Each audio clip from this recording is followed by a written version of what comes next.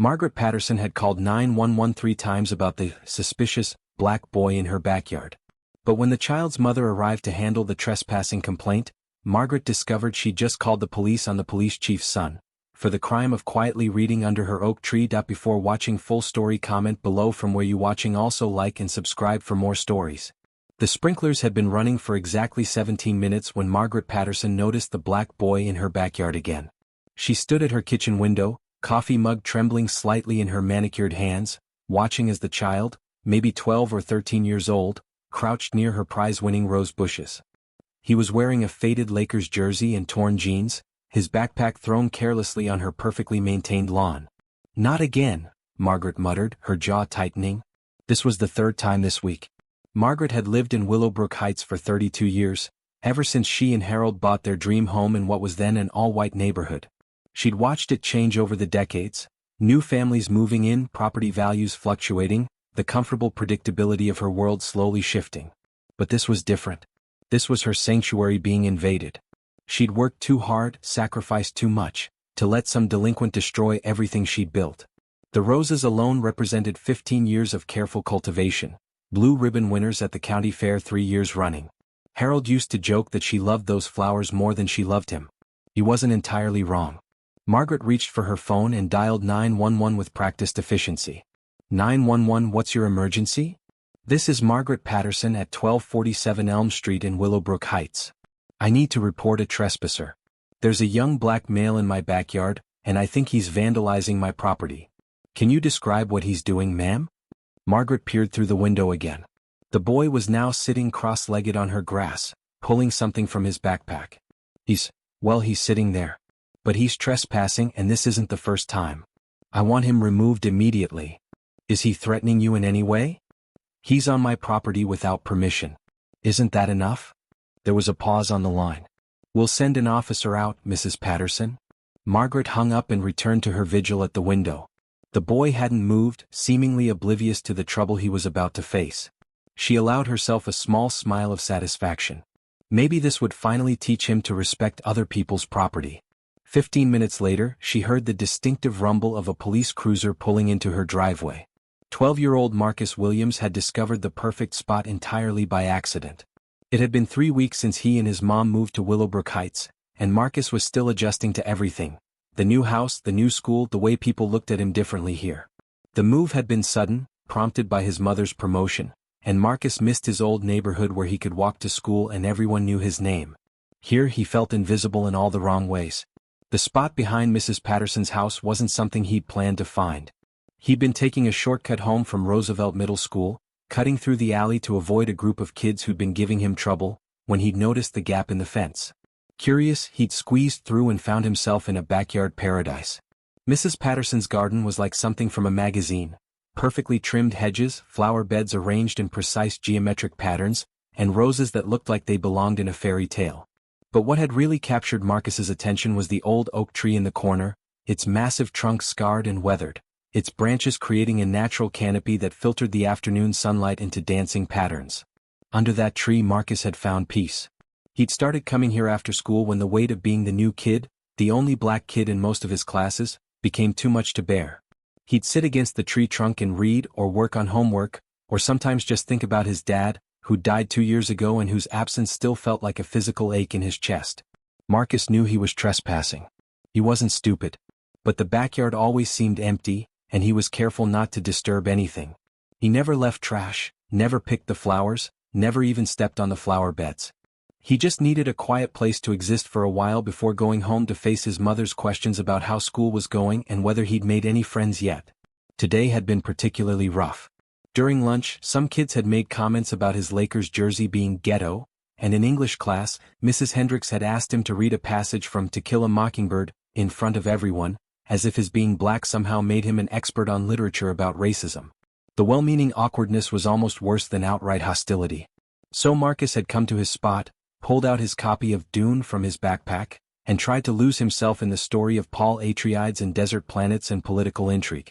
Anything to forget about the reality of being 12, black, and alone in a place where he didn't quite fit. He was so absorbed in the book that he didn't notice the police car until he heard the footsteps. "Hey there, son."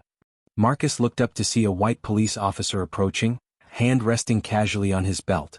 The officer was middle-aged with graying hair and kind eyes, but Marcus still felt his heart rate spike.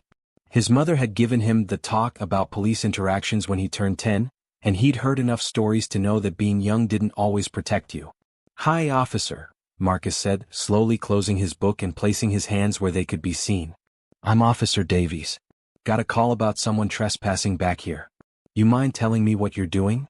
Marcus glanced toward the house, where he could see a face in the kitchen window. Mrs. Patterson. He'd never met her, but he'd assumed she was elderly and probably didn't spend much time in the backyard. Apparently he'd been wrong. "I was just reading, sir. I know I'm not supposed to be here, but what, son?" Marcus struggled to find words that wouldn't make him sound pathetic. How could he explain that he just needed somewhere to exist peacefully? That his own backyard felt lonely and his bedroom felt suffocating? That sometimes you just needed to sit under someone else's tree to remember that the world was bigger than your immediate problems? "I just needed a quiet place to think," he said finally. "I wasn't hurting anything." Officer Davies studied him for a moment, taking in the book in Marcus's hands, the neat way he'd arranged his belongings, the careful distance he'd maintained from the flower beds. "What's your name, son?" "Marcus Williams." "And where do you live, Marcus?" Marcus pointed toward the street. 1251 Elm Street. "Right over there." Officer Davies's eyebrows rose slightly. "The blue house with the Honda in the driveway?" "Yes, sir." "That's your house?" "Yes, sir. My mom and I moved in 3 weeks ago." Something shifted in Officer Davies's expression, but Marcus couldn't read what it meant. "And what's your mother's name?" "Angela Williams."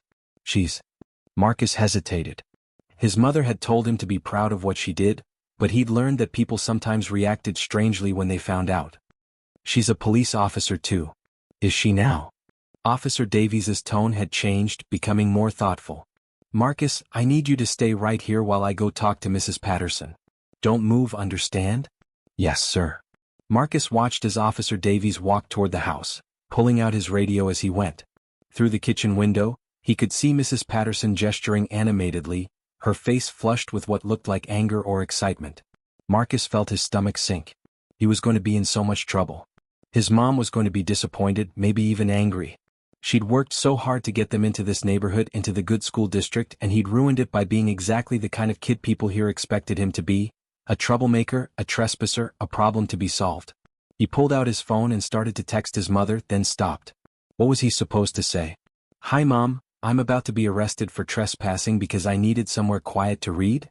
She'd be at work, probably in the middle of something important, and the last thing she needed was her son causing problems in their new neighborhood. Marcus put his phone away and waited, trying to prepare himself for whatever came next. Margaret Patterson had been watching the interaction from her window with growing satisfaction. Finally, someone was taking her concerns seriously. Officer Davies seemed professional and thorough, and the boy appeared appropriately chastened. When the officer approached her back door, Margaret was ready with her full account of the situation. "Officer Davies, thank you for coming so quickly," she said, opening the door before he could knock. "This has been going on for weeks now. That boy keeps trespassing on my property, and I'm concerned about what he might be planning." "Planning, ma'am?" "Well, you know how these things escalate. First it's just sitting in the yard, then maybe he brings friends, then who knows what could happen. I've worked too hard to maintain this property to let it become some kind of hangout spot for delinquents." Officer Davies nodded politely, but Margaret noticed he wasn't writing anything down. "Mrs. Patterson, the young man says his name is Marcus Williams and that he lives at 1251 Elm Street. Is that correct?" "I have no idea where he lives. All I know is he doesn't belong in my backyard." "Ma'am, 1251 Elm Street is right behind your house. It's possible he's your neighbor." Margaret felt a flicker of uncertainty. She'd never actually met the new neighbors, had just noticed the moving truck and the unfamiliar car in the driveway. Harold used to be better about welcome wagons and neighborhood introductions, but since his death 5 years ago, Margaret had become more insular. "That doesn't give him the right to trespass," she said, rallying. "Property lines exist for a reason." "Of course, ma'am. I'm going to need to contact his parents about this incident." "You mentioned his mother is a police officer?" He said that, yes. Probably lying to try to get out of trouble. Officer Davies was quiet for a moment, studying Margaret with an expression she couldn't quite read. "Mrs. Patterson, I'm going to give you some advice, neighbor to neighbor. You might want to come outside and meet this young man properly. I don't think that's necessary. I really think it is. There was something in his tone that made Margaret pause. Officer Davies wasn't just suggesting she come outside, he was telling her. And there was an undercurrent in his voice that she didn't recognize, not quite warning, not quite amusement, but something that made her stomach flutter with unexpected anxiety. Fine, she said, grabbing her sweater from the hall closet. But I want him off my property. Margaret followed Officer Davies into her backyard, where the boy, Marcus, was still sitting exactly where she'd first spotted him. Up close, she could see details she'd missed from her window perch. His clothes, while worn, were clean and well-maintained. His backpack was organized, his posture respectful. And the book in his hands was clearly visible. Some kind of science fiction novel, not the comic books or violent video games she'd expected. Marcus, Officer Davies said, I'd like you to meet Mrs. Patterson. She owns this property. The boy stood immediately, tucking his book carefully into his backpack. I'm sorry, Mrs. Patterson. I know I shouldn't have been in your yard. It won't happen again. His politeness caught Margaret off guard. She'd expected defiance, excuses, maybe even hostility. Instead, she was faced with a well-spoken child who seemed genuinely apologetic. Well, yes, you shouldn't have been here, she said, suddenly uncertain about her righteous anger. Mrs. Patterson, Officer Davies continued, Marcus here says his mother is a police officer. I was just about to call her to discuss this situation. That seems appropriate, Margaret said, though she was beginning to wonder if she'd overreacted. Officer Davies pulled out his radio. Dispatch, this is Davies. I need you to contact Chief Williams and ask her to come to 1247 Elm Street for a family matter involving her son. Margaret frowned. Chief Williams? I thought you said his mother was a police officer. She is, Officer Davies replied. She's also the chief of police. The words hit Margaret like a physical blow. She felt the blood drain from her face as the implications sank in. She'd called the police on the police chief's son. She demanded that her own boss's child be removed from her property for the crime of sitting quietly and reading a book. I didn't know. Margaret stammered. Marcus was staring at the ground, clearly embarrassed. She doesn't have to come, he said quietly. I'll just go home and stay in my own yard. I promise. Officer Davies shook his head. Protocol is protocol, son. When there's a complaint involving a minor, we contact the parents. Margaret wanted to disappear. She could already imagine the conversation at the next city council meeting, the whispered comments at the grocery store, the way this story would spread through the community like wildfire. The woman who called the cops on the police chief's son for reading in her backyard. But worse than the embarrassment was the growing realization of what she'd actually done. She'd looked at a child, a neighbor's child, and seen a threat instead of a person. She'd let fear and prejudice cloud her judgment so completely that she'd called the police on a boy who was doing nothing more harmful than trying to find a quiet place to read. Officer Davies, she said slowly, perhaps we could just forget this whole thing. I may have overreacted. I'm afraid it's too late for that, ma'am. Chief Williams is already on her way. Chief Angela Williams was in the middle of reviewing budget proposals when her radio crackled to life with a message that made her blood run cold. Chief, we need you at 1247 Elm Street for a family matter involving your son. Angela dropped her pen and grabbed her keys, her mind racing through possibilities. Marcus was supposed to be at home working on homework. What could have happened? Was he hurt? In trouble? She tried so hard to prepare him for the realities of being a young black man in America, but she'd hoped they'd have more time before those lessons became necessary. The drive to Elm Street took less than 5 minutes, but it felt like an eternity. Angela pulled into her neighbor's driveway behind Davies's patrol car, noting the small crowd that had gathered, her son, Davies, and an older white woman she recognized as the homeowner but had never actually met. Mom? Marcus's voice was small and uncertain as she approached. I'm sorry. I didn't mean for you to have to come. Angela quickly assessed the situation. Marcus looked unhurt but embarrassed. Davies appeared relaxed rather than tense. The woman, Mrs. Patterson, if Angela remembered correctly, looked like she wanted to melt into the ground. Officer Davies, Angela said, switching into professional mode. What's the situation here? Chief, we got a call about a trespassing complaint. The complainant reported a suspicious person in her backyard. Davies gestured toward Marcus. Turns out it was your son doing homework under that tree. Angela looked at her son, then at the pristine backyard, then at Mrs. Patterson. The pieces fell into place quickly. She'd been a police officer for 18 years and a mother for 12, and she recognized this scenario all too well. I see, Angela said calmly. Marcus, what were you doing in Mrs. Patterson's backyard? Just reading, Marcus mumbled. I know I shouldn't have been there, but it's quiet and the tree is nice and I wasn't hurting anything. Why weren't you at home? Marcus glanced at Mrs. Patterson, then back at his mother. It's hard to concentrate at home sometimes. Everything's still new and different and I just needed somewhere peaceful. Angela felt her heart break a little. She'd been so focused on the logistics of the move, new job, new house, new schools, that she'd missed her son's struggle to adjust. He'd been putting on a brave face, telling her everything was fine, while secretly seeking refuge in a stranger's backyard. She turned to Mrs. Patterson, who was wringing her hands nervously. Mrs. Patterson, I'm Angela Williams. I believe we're neighbors. Yes, Chief Williams, I had no idea. I mean, I didn't know who Marcus was, or that you were his mother, or that you were. Mrs. Patterson's voice trailed off. The police chief? Yes. Angela studied the older woman carefully. She could see the embarrassment and dawning realization in Mrs. Patterson's expression. This wasn't malicious racism, Angela realized, though it was certainly prejudice. This was fear and assumption and the kind of unconscious bias that good people carried without examining it too closely. Mrs. Patterson, Angela said, can you tell me what exactly made you feel threatened by my son? The question hung in the air like a challenge. Mrs. Patterson opened and closed her mouth several times, clearly struggling to find an answer that didn't sound terrible when spoken aloud. She stopped, took a breath and tried again. He was in my backyard without permission. Doing what, specifically? Reading. And that seemed threatening to you? Mrs. Patterson's face flushed red. I was concerned about. I don't know what I thought. Angela nodded slowly. Mrs. Patterson, I want you to imagine something for me. Imagine a white child sitting in your backyard quietly reading a book. Same age, same polite demeanor, same careful respect for your property. Would you have called the police? The question landed like a physical blow.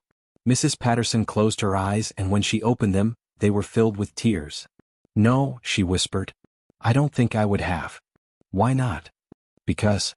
Mrs. Patterson's voice broke. Because I would have assumed he belonged here. I would have assumed he was safe. Angela felt a complex mixture of emotions, anger at the injustice, sadness at the necessity of this conversation, and a surprising amount of respect for Mrs. Patterson's honesty. Not everyone was willing to confront their own bias so directly. Marcus, Angela said, turning to her son. You were wrong to trespass on Mrs. Patterson's property, no matter how peaceful your intentions were. Do you understand that? Yes, ma'am. And Mrs. Patterson, Angela continued, I hope you understand that my son is not a threat to your safety or your property. He's a 12-year-old boy trying to find his place in a new community. Mrs. Patterson nodded, wiping her eyes. I'm so sorry. To both of you. I let my fear override my common sense, and that's not acceptable. Officer Davies, who had been quietly observing the exchange, stepped forward. Chief, what would you like me to put in the report? Angela considered this. She could file a complaint about the inappropriate call, make this a teaching moment for the department, maybe even recommend bias training for the community.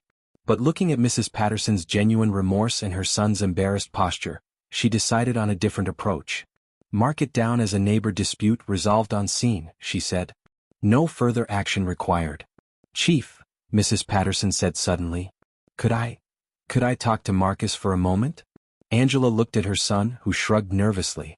Okay. Mrs. Patterson walked over to where Marcus was standing and knelt down so they were at eye level. Marcus, I owe you an apology. I made assumptions about you based on your race and that was wrong and hurtful.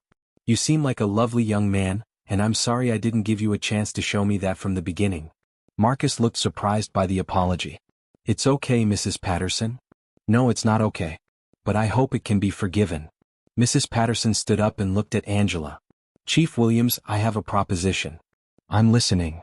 My backyard is quite large and that tree has always been special. My late husband used to sit there and read the paper every morning.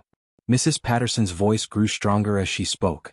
If Marcus would like to continue using that space for reading and homework, he has my permission. Formal permission. I'll even give you my phone number so you can contact me if there are any concerns.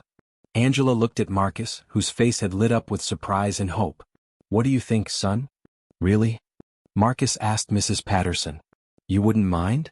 I think it would be nice to have someone enjoying that tree again, Mrs. Patterson said. And maybe sometimes you could tell me about the books you're reading? I used to be quite a reader myself. Angela felt tears prick her eyes. This wasn't the outcome she'd expected when she'd raced over here in a panic. Sometimes, she thought, people surprised you. Sometimes bias and fear could give way to understanding and connection, if everyone was willing to do the hard work of looking beyond their assumptions. Marcus, she said, what do you say to Mrs. Patterson? Thank you, Marcus said, grinning for the first time since she'd arrived. Thank you so much. And I'd love to tell you about my books. I'm reading Dune right now. It's about politics and desert planets and giant worms. Mrs. Patterson laughed, a sound of genuine delight. That sounds fascinating.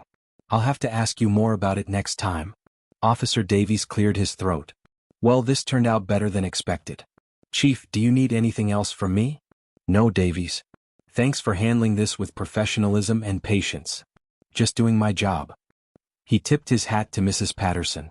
Ma'am, it was a pleasure meeting you. And Marcus, you enjoy that reading spot. As Officer Davies drove away, Angela found herself standing in her neighbor's backyard with her son and a woman who had gone from adversary to ally in the span of a single conversation. Mrs. Patterson, Angela said, I'd like to invite you over for dinner sometime. I think Marcus and I would both like to get to know our neighbor better.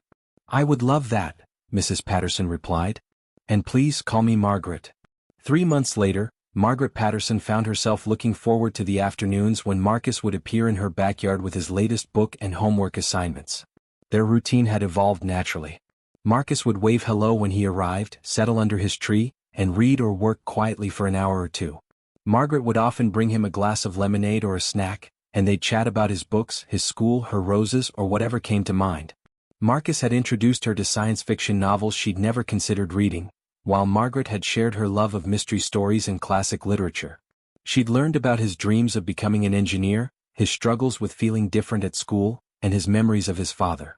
In return, she told him about Harold, about her years as a high school English teacher before retirement, and about the loneliness that had made her suspicious and fearful of change.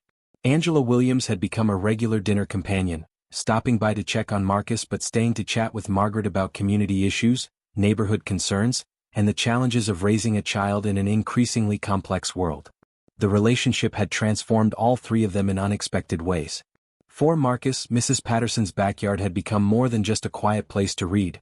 It had become a bridge between his old life and his new one, a symbol of belonging in a community that had initially felt foreign and unwelcoming. For Margaret, Marcus's presence had awakened something she'd thought she'd lost forever: the joy of nurturing and teaching young minds, the satisfaction of watching a child grow and learn, the warmth of intergenerational friendship.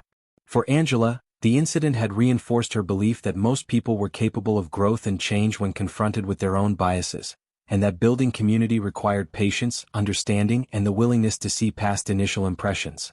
On a warm Thursday afternoon, Margaret was tending to her roses when she heard Marcus's familiar footsteps coming through the gap in the fence.